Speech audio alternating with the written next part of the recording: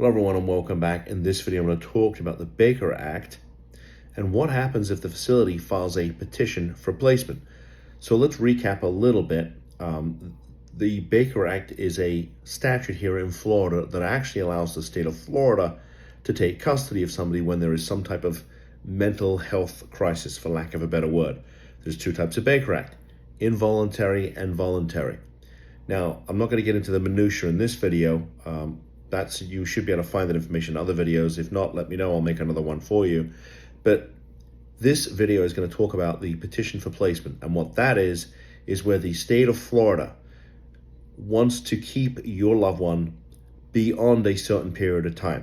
Now, they may have been there for 72 hours. They may have been there for a significantly longer period of time on a voluntary basis and then revoked the voluntary consent to be there.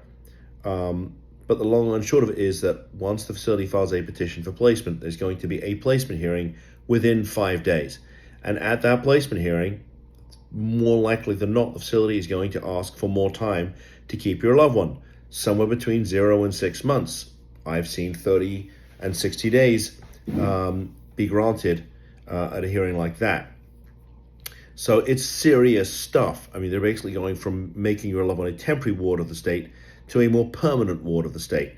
And as I've said in other videos, that once your loved one has been Baker Acted, basically your rights, your ability to make decisions for them has been terminated, as has their ability to make decisions for themselves been terminated. So the state really steps in and takes complete control of the situation.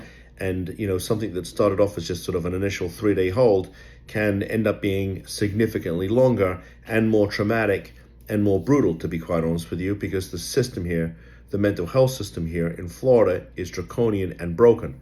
Now, at that hearing, which is going to basically be prosecuted like a criminal case, because there's going to be a prosecutor from the state attorney's office who's representing the state, because remember, this is state action.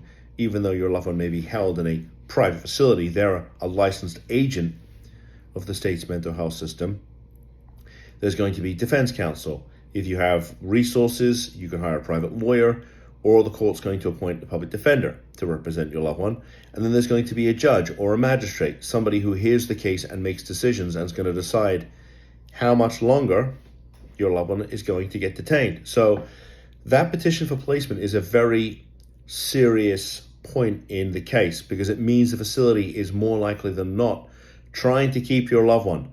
And as I've said in just about every other Baker Act video I've put out there, the best time to fight is now, because after that petition for placement has been granted, it can be much harder for us to get your loved one out.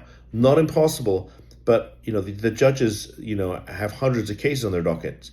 The last thing they want to do is go back and revisit one that's already been litigated. They've got 300 other cases to hear. They don't want to go back to ours just because we've come along. So the time to fight is now, before there's a court order in place.